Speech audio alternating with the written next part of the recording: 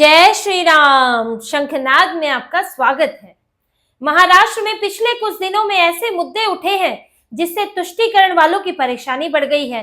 मुस्लिम परस्त हाय तौबा मचाने में लगे हुए हैं और उद्धव ठाकरे जैसे कंफ्यूज नेता बीच में फंसे हुए हैं और दोनों तरफ से यूबीटी को लात पड़ रही है, क्योंकि ऐसे कुछ मुद्दे उठे हैं जिनसे अब ये लग रहा है कि महाराष्ट्र में हिंदुत्व की सरकार है, हिंदुओं के सम्मान की रक्षा होती है, हिंदुओं के साथ हो रहे आर्थिक अन्याय की बात होती है और उनकी धार्मिक भावनाओं का सम्मान किया जाता है।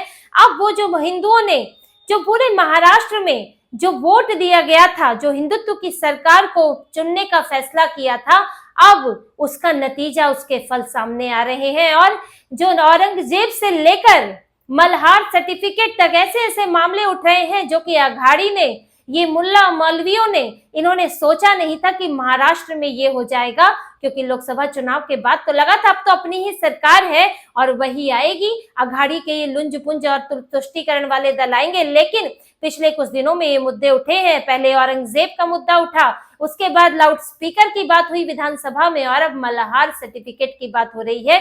मल्हार सर्टिफिकेट के लिए पूरी साइट ही लॉन्च हो चुकी है। औरंगजेब के मामले पर देवेंद्र फडणवीस ने साफ कह दिया कि हम तुड़वाना चाहते हैं, हम ये कब्र तुड़वाना चाहते हैं, लेकिन कांग्रेस ने इसे आर्कियोलॉजिकल सर्वे ऑफ इंडिया के तहत डाल दिया था। एएसआई के तहत इसकी निगरानी होती है और उस पर राज्य सरकार फैसला नहीं ले सकती। इसके लिए केंद्र सरकार से बात हो रही है और जब बात छिड़ी है और क्योंकि कांग्रेस से लेकर यूबीटी और यहाँ तक कि एनसीपी भी अब इस पर जो है विरोध नहीं कर पाए और उनका भी कहना था कि ये कब्र जो है तोड़ी जानी चाहिए, क्योंकि जिस तरह से संभाजी महाराज का अपमान किया था अबू आजमी ने और पूरे महाराष्ट्र में एक लहर उठी थी कि इससे अब ये नहीं होगा, अब ये सहते सहते हद हो गई है कि कोई भी शिवाजी महाराज पर बोल दे, संभाजी महाराज पर बोल दे, अभी कब तक जो है हिंदुस्तान के लोग इसे सहन करेंगे। तो इसके बाद औरंगजेब की कब्र पर ही बात आ गई और महाराष्ट्र सरकार ने कह दिया कि हमें इसमें कोई दिक्कत नहीं है, जैसे ही इसका कोई रास्ता निकलेगा ये कब्र तुड़वा दी जाएगी। और इससे जो है परेशानी तो बढ़ गई है उनकी, जो औरंगजेब की खुद को औलादे और उत्तराधिकारी समझते हैं। इसके बाद लाउड स्पीकर की बात हुई थी। लाउड स्पीकर का मामला विधानसभा में उठा था और उस पर भी देवेंद्र फडणवीस ने साफ कहा कि जो कोर्ट ने जो आदेश दिए हैं लाउड स्पीकर की, जो उन्होंने बताया है कि कितनी सीमा होनी चाहिए उसमें ही बजेगा और कोई ऐसा करता है तो कार्रवाई होगी। और पुलिस को साफ तौर पर आदेश दिया गया है कि लाउड स्पीकर की आवाज कम कराएं। ये बेवजह के लाउड स्पीकर नहीं चीखने चाहिए। दिन में 5-5 बार जो है हिंदुओं को बोला जाता है कि तुम्हारा ईश्वर पूजने लायक ही नहीं है और हमारा ईश्वर ही सबसे बड़ा है। अजान के माध्यम से जो बातें बोली जाती हैं, तो अब इनको बंद कराने के लिए तो एक बड़ी प्रक्रिया है, लेकिन आप लाउड स्पीकर की आवाज कम करें। ये सब बातें विधानसभा के अंदर उनको इनके ऊपर कड़ी कार्रवाई की बात की गई। और अब जो है मल्हार सर्टिफिकेट की बात हो रही है। नीतीश राणे, मत्स्य पालन मंत्री नीतीश राणे ने ये घोषणा कर दी है कि एक मल्हार पोर्टल खोला जा रहा है और मल्हार सर्टिफिकेट हिंदुओं को दिया जाएगा। अभी तक जो नॉनवेज सामान बिकता है, मीट बिकता है, उसमें जो है हलाल सर्टिफिकेट होता है। हलाल सर्टिफिकेट मुसलमानों को दिया जाता है, मुस्लिम तरीके से मांस बेचने वाले, काटने वालों को दिया जाता है। हलाल सर्टिफिकेट अधिकतर जो है मुसलमानों के पास ही होता है, क्योंकि वो उनकी दुकानें होती है और हलाल के बिना वो मीट बेचते नहीं है। अब जो है हिंदुओं को मल्हार सर्टिफिकेट देगी महाराष्ट्र की सरकार, जो कि झटका मीट बेचेंगे, क्योंकि मुसलमानों के मीट काटने का, बलि देने का तरीका और हिंदुओं के काटने का तरीका अलग होता है और वो एक धार्मिक प्रक्रिया के तहत होता है। और इसीलिए मुसलमान जो है वो झटका मीट नहीं खाते, वो सिर्फ हलाल मीट खाते हैं। लेकिन हिंदू जो हैं वो अपनी परंपराएं, अपने नियम जो हैं वो ताक पर रखते हैं, भूल गए हैं, उनको एहसास भी नहीं कराया गया और वो हलाल मीट, झटका मीट जो मिले उसे खा लेते हैं। सिखों को भी यही करना पड़ता है क्योंकि मोहल्ले में हलाल मीट ही ज्यादातर उपलब्ध होता है, तो वो भी वही खरीदते हैं, जबकि उनके भी धर्म में ये साफ है कि झटका मीट ही खाना है। लेकिन खाना पड़ता है, अपना धर्म भ्रष्ट करना पड़ता है हिंदुओं और सिखों को। इसी बात को ध्यान में रखते हुए मल्हार सर्टिफिकेट लाया जा रहा है, जो सिर्फ हिंदुओं को मिलेगा और उसमें खटिक समुदाय जो है वो ज्यादातर इस काम में है, तो उसे सर्टिफिकेट मिलेगा और वो मल्हार मीट की दुकानें खोल सकता है। और इसमें किसी मुसलमान को सर्टिफिकेट नहीं दिया जाएगा और वो सर्टिफिकेट लेगा भी क्या, क्योंकि मुसलमान हलाल तरीके से काटते हैं और देखिए इसका धार्मिक अंतर क्या है, ये सिर्फ बात नहीं है इसको राजनीति कह दिया जाएगा कि हिंदू मुस्लिम की राजनीति हो रही है, जैसे कांग्रेस को चिढ़ लग गई। कांग्रेस का भी यही कहना है कि हिंदू मुस्लिम को बांट रहे हैं, ये असंवैधानिक है। एनसीपी के भी नेता जाग गए, जितेंद्र अहवाड़, उन्होंने भी कहा कि असंवैधानिक है, ये तो दंगे कराना चाहते हैं। और सबसे ज्यादा तो संजय राउत तो सबसे बड़े पुरोधा है मुसलमानों के लिए, तो वो भी आ गए। उन्होंने उनका कह दिया कि ये रमजान में जो है ये इस तरह का माहौल खराब करना चाहते हैं, दंगे की स्थिति कराना चाहते हैं। उद्धव ठाकरे के नेता बाला साहेब ठाकरे के साथ इन्होंने शिवसेना में काम किया और इन्हें मल्हार सर्टिफिकेट बुरा लग रहा है, इन्हें मुसलमानों की चिंता हो रही है। लेकिन बात सिर्फ हिंदू मुसलमान की राजनीतिक तौर पर नहीं है, यहाँ बात धार्मिक तौर पर भी और आर्थिक तौर पर भी, हिंदुओं को कैसे आर्थिक तौर पर नुकसान पहुंचाया जा रहा है, उनका नुकसान किया जा रहा है। देखिए अंतर क्या होता है हलाल में, देखिए अंतर क्या होता है। हलाल तरीके में जब किसी जानवर को काटा जाता है तो उसमें उसका गला रेत दिया जाता है और उसके शरीर से खून निकलने दिया जाता है। और जो झटके का तरीका है हिंदुओं का, सिखों का, तो वहां एक झटके में जानवर को काटा जाता है। और मुसलमान जो है इसे काटते वक्त कुछ अपनी धार्मिक प्रार्थना भी करते हैं। तो ये पूरा तरीका है जो धर्म से जुड़ा हुआ है। अब जो मुसलमान है वो हलाल खाएं क्योंकि वो मुसलमान है और वो अपने धार्मिक तरीके से खाएं, लेकिन हिंदू हलाल के तरीके से क्यों खाएं? एक तो हिंदुओं का आप धर्म भ्रष्ट कर रहे हो, सिखों का धर्म भ्रष्ट कर रहे हो। दूसरी बात, हलाल सर्टिफिकेट भी लेना पड़ता है कि आपको कुछ हलाल सर्टिफिकेट देने वाली निजी संस्थाएं हैं, जमीयत उलेमाए हिंद है जो हलाल सर्टिफिकेट देता है। छोटी छोटी दुकानों में फिर भी ना दिया जाए, बड़े स्तर पर दिया जाता है हलाल सर्टिफिकेट, उसके लिए आपको फीस देनी पड़ती है। अब जो हिंदू दुकानदार भी है अब उसको भी हलाल सर्टिफिकेट लेना होगा। वो झटका बेच सकता है लेकिन फिर वो मुसलमानों को नहीं बेच पाएगा। लेकिन मुसलमान के लिए दिक्कत नहीं है, वो हलाल सर्टिफिकेट लेके हिंदू को बेच देगा, सिख को बेच देगा, क्योंकि वो खरीद लेते हैं, जागरूक ही नहीं है। तो ये समस्या होती है और इससे हिंदू दुकानदारों को नुकसान पहुंचता है, उनको जो है एक्स्ट्रा पैसा खर्च करना पड़ता है। और हिंदुओं को भी जबरदस्ती सिर्फ मुसलमानों से मीट खरीदना पड़ता है, अगर क्योंकि वहां पर हिंदू जो है बहुत कम इस बिजनेस में कई इलाकों में मिलते हैं।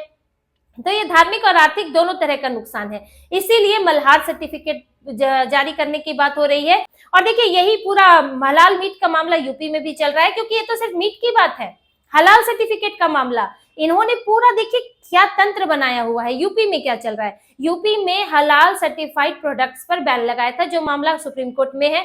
और किस तरह के प्रोडक्ट्स थे, ये मीट तो समझ आता है क्योंकि मीट काटने का तरीका अलग है, लेकिन आटे पर हलाल सर्टिफिकेट, सीमेंट पर, सरिये पर हलाल सर्टिफिकेट, बोतलों पर हलाल सर्टिफिकेट। अब इसमें हलाल क्या है? क्या आटा आप अलग तरह से बनाओगे? क्या आटा बनाने के कोई धार्मिक नियम है? क्या सीमेंट बनाने के कोई धार्मिक नियम है? लेकिन हलाल सर्टिफिकेट लेना पड़ता है और ये मुस्लिम संस्थाएं जारी करती हैं। कुछ ऐसे ही फर्जी कुछ कंपनियां भी बनी हुई है, कुछ फर्जी कंपनियां भी बनी हुई हैं जो हलाल सर्टिफिकेट जारी करती हैं। अब इसके लिए उन्हें पैसा भी देना पड़ता है। भाई आप सर्टिफिकेट, अब वो दावा करती है कि भाई हम जांचेंगे, क्या जांचोगे आप आटे में, क्या आप जांचेंगे उसके बाद हम सर्टिफिकेट देंगे। अब कंपनियों को मजबूर होना पड़ता है, क्योंकि मुसलमानों को ये बोला जाता है हलाल के अलावा खुद न कुछ ना खरीदें, आटा चावल सबको जो है हलाल खरीदें। अब कंपनियों को डर ये लगता है कि अगर हम हलाल सर्टिफाइड नहीं कराएंगे तो हिंदुओं को तो बेच लेंगे, सिखों को बेच लेंगे, लेकिन मुसलमानों को कैसे बेचेंगे? अब भारत में मुसलमानों की भी ठीक ठाक संख्या हो गई है, तो उनको कैसे बेचेंगे? तो अब इस कारण जो है कंपनियां जो हैं वो क्या करती हैं कि वो भी हलाल सर्टिफिकेट लेने जाती हैं, बड़ी बड़ी कंपनियां, छोटी कंपनियां, इससे लाखों करोड़ों की कमाई होती है। ये हलाल सर्टिफिकेट देने वाली कंपनियों को, जो ना आधिकारिक है ना सरकारी है, अपनी मर्जी से खोल रखी है। और इसी ये मामला सुप्रीम कोर्ट में भी है और वहां पर यूपी सरकार की तरफ से पेश हुए तुषार मेहता, उन्होंने ये बात साफ रखी कि भाई आप इससे देखिए किस तरह नुकसान कर रहे हैं। आटा चावल सरिये में आप हलाल सर्टिफिकेट का कोई मतलब नहीं बनता। दूसरा, जब आप हलाल सर्टिफिकेट की फीस लेते हैं तो इससे सारी कंपनियां लाखों करोड़ों का इसका मुनाफा चल रहा है और इसीलिए पूरा धंधा बना हुआ है। दूसरा, जब कंपनियां फीस देती हैं तो उसका जो उसका कॉस्ट है, जो प्रोडक्ट का कॉस्ट है वो बढ़ जाती है, क्योंकि उस फीस को वो अपनी जेब से तो भरेंगी नहीं, वो उपभोक्ता से ली जाएगी। तो मान लीजिए अगर वो 10 रुपए, अगर हम माने कि 100 रुपए फीस देती है, तो वो 100 रुपए की कीमत उस आटे में जुड़ जाएगी, उस सीमेंट में जुड़ जाएगी और लोगों के लिए वो और महंगा हो जाएगा। तो इससे नुकसान तो लोगों को हो रहा है। फिर उसमें भी हिंदू सिख ईसाई जो हलाल से जिनको मतलब नहीं है, अब मुसलमान को खरीदना है तो खरीदे, लेकिन हिंदू सिख ईसाई वो क्यों हलाल के लिए पैसा दे, उनकी जेब से पैसा क्यों जाए? ये सारी बातें कोर्ट में उठ रही हैं, क्योंकि यूपी सरकार ने बैन लगा दिया था हलाल प्रोडक्ट्स पर। सिर्फ ये कि मीट आप हलाल बेच सकते हो, उसका एक धार्मिक नियम से वो जुड़ा है, उसमें हिंदू खरीदना चाहे खरीदे, नहीं खरीदना चाहे तो झटके से खरीदेगा। लेकिन आप आटा दाल चावल कैसे बेचेंगे हलाल करके, इस पर रोक लगी थी। लेकिन अभी तक देखिए महाराष्ट्र में ये जमीयत उलमाए हिंद जो हलाल सर्टिफिकेट देती है, महाराष्ट्र मुंबई में दफ्तर है, वहां से हलाल सर्टिफिकेट जारी करती है। लेकिन अभी तक अघाड़ी की सरकार थी तब तो उद्धव ठाकरे ने कुछ नहीं किया, मुख्यमंत्री बने बैठे थे, हिंदुओं की बात करते हैं, तब तो वहां कुछ नहीं किया गया था। और अब जब यहाँ पर आई है सरकार, यहाँ पर हिंदुत्व की सरकार, भाजपा की महायुति की सरकार आई है, और जब इस पर एक्शन हो रहा है तो उद्धव ठाकरे को मिर्ची लग रही है। लेकिन देखिए यहाँ पर ये पूरा मामला तो अपनी जगह चल ही रहा है, और जो करना है सरकार को वो करेंगे ही। अब ये लोग चीखते चिल्लाते रह जाए, अपनी राजनीतिक रोटियां ये भी सेकते हैं, मुसलमानों को बताते हैं कि हम आपके सबसे बड़े हितैषी हैं, हम आपके लिए लड़ रहे हैं। लेकिन देखिए कांग्रेस, एनसीपी, इनके साथ तो समस्या नहीं है, ये तो है ही तुष्टिकरण, मुस्लिम पार्टियां आप इन्हें कह लीजिए, ये मुस्लिम पार्टियां हैं और ये लोग जो है खुलकर जो है तुष्टिकरण करते हैं। लेकिन उद्धव ठाकरे के सामने समस्या आ जाती है, क्योंकि उद्धव ठाकरे तो तुष्टिकरण वाले हो गए हैं, लेकिन उनके नेता अभी भी हिंदू हैं, उनके नेता अभी भी शिव सैनिक हैं, और उनको ये सब बुरा लगता है कि संजय राउत ऐसा बयान देते हैं। उनको नहीं बुरा लगता है हलाल से खरीदना? क्या उनको अच्छा नहीं लगेगा कि वो अपने धन के हिसाब से झटके से खरीदें? लेकिन उद्धव ठाकरे समर्थन नहीं कर रहे, उनको तो मल्हार सर्टिफिकेट का समर्थन करना चाहिए था। औरंगजेब के मामले में भी ये उठे, अबू आजमी के मामले में जब उन्होंने औरंगजेब और संभाजी महाराज को लेकर बयान दिया था, उसमें उठे 3 दिन बाद, और वहां पर फिर आकर चिल्लाने लगे कि नहीं इनको तो पूरी तरह से निलंबित कर देना चाहिए। अरे आपको पहले दिन बयान देना नहीं सूझा? आपके शिव सैनिक कहाँ थे, कहाँ सोए हुए थे आप मातोश्री में? तो आप जो है 3 दिन बाद जागे हैं।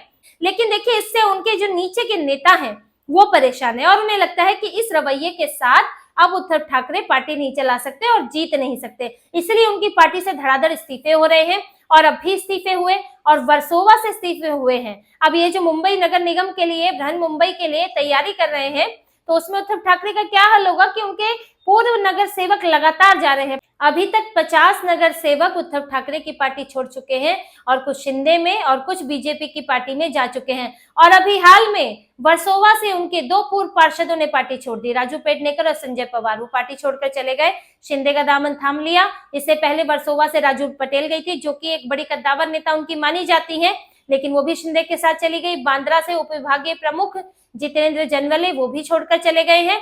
तो ये उद्धव ठाकरे की पार्टी अब मुंबई से खाली हो रही है, जहां पुणे, नासिक से, कोंकण में तो ये गायब ही हो गए हैं, लेकिन अब ये मुंबई से भी खाली हो रही है, और इनके लिए बीएमसी चुनाव भी मुश्किल होने वाला है, क्योंकि उद्धव ठाकरे सुधर नहीं रहे हैं। चुनाव के बाद ही उनके विधायकों, सांसदों, नगर सेवकों, कॉर्पोरेटर्स के साथ भी जो मीटिंग हुई थी, उसमें इन्हें बोल दिया था कि आप जो है अघाड़ी से दूरी बनाइए और हिंदुत्व की, सिर्फ हिंदुत्व पर चलिए, उसी की राजनीति कीजिए। लेकिन उद्धव ठाकरे आज भी कंफ्यूज है, और जब तक आप पूरी तरह अपना स्टैंड क्लियर नहीं करते हैं, तब तक लोगों को आप कंफ्यूज ही लगेंगे। ना आपको मुसलमान पूछेंगे, ना आपको हिंदू पूछेंगे, आप बीच में लटके रह जाएंगे, और आपकी पार्टी के नेता छोड़ छोड़कर और चले जाएंगे। लेकिन महाराष्ट्र में इस वक्त जो माहौल है, जिस तरह के फैसले लिए जा रहे हैं, उससे ये अघाड़ियों की मुसीबत और बढ़ेगी। उद्धव ठाकरे की मुसीबत तो बढ़ती ही जा रही है, उनकी तो अलग ही स्थिति है, पार्टी जो है वो खाली होती जा रही है, और इन फैसले, जिस तरह के फैसले होंगे, उद्धव ठाकरे और कंफ्यूज होंगे, और उनकी पार्टी और यहाँ तक कि अघाड़ी, इनके बीच में झगड़ा तो बढ़ेगा ही,